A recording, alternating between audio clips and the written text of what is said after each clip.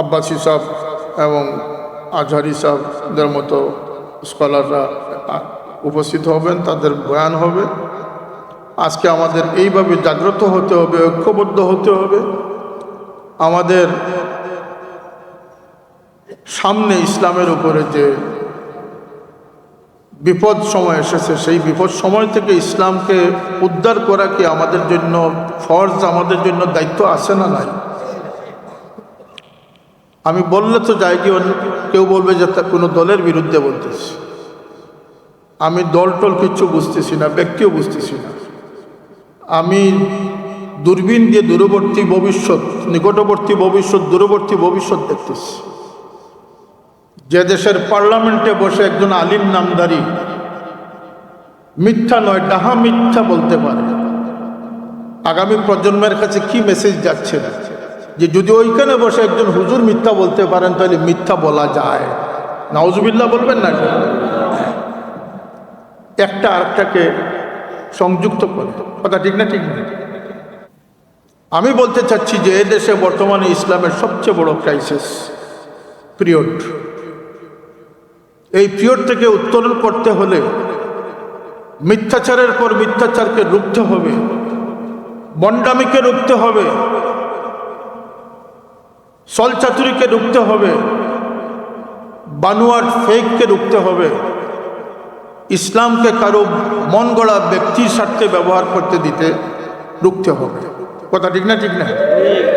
এর জন্য এই সেমিনার, এই গুরুত্ব বিবেচনায় আমাদের অংশগ্রহণ খুবই প্রয়োজন।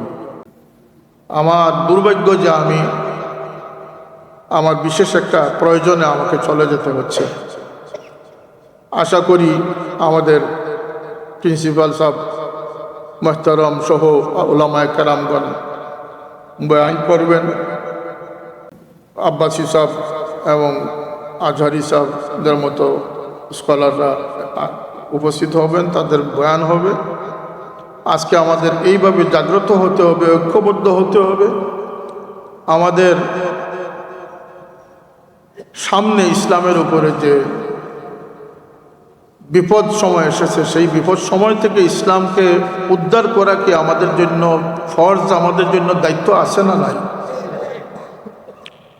আমি বললে তো যাই কি কেউ বলবে যে তা কোনো দলের বিরুদ্ধে বলতেছি। আমি দল টল কিচ্ছু বুঝতেছি না, ব্যক্তিও বুঝতেছি না। আমি দূরবীন দিয়ে দূরবর্তী ভবিষ্যৎ, নিকটবর্তী ভবিষ্যৎ, দূরবর্তী ভবিষ্যৎ দেখতেছি। যে দেশের পার্লামেন্টে বসে একজন আলিম নামদারি মিথ্যা নয়, ডাহা মিথ্যা বলতে পারে, আগামী প্রজন্মের কাছে কি মেসেজ যাচ্ছে না? যে যদি ওইখানে বসে একজন হুজুর মিথ্যা বলতে পারেন, তাহলে মিথ্যা বলা যায়। নাউজুবিল্লাহ বলবেন না? একটা আরেকটাকে সংযুক্ত করে, কথা ঠিক না? ঠিক না?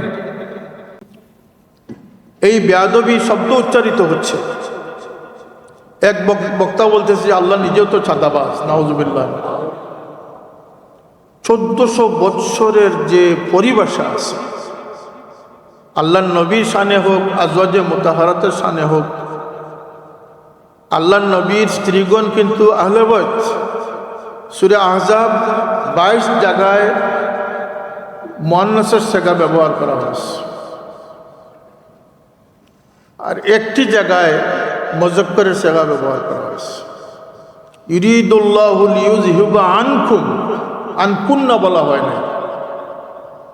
এর একটি ব্যাখ্যা তাফসীরে রয়েছে। এখানে আল্লাহ নবীর পরিবারের পবিত্রতা বর্ণনা করা হয়েছে, কিন্তু এই পরিবার মুক্ত 3 হস্তি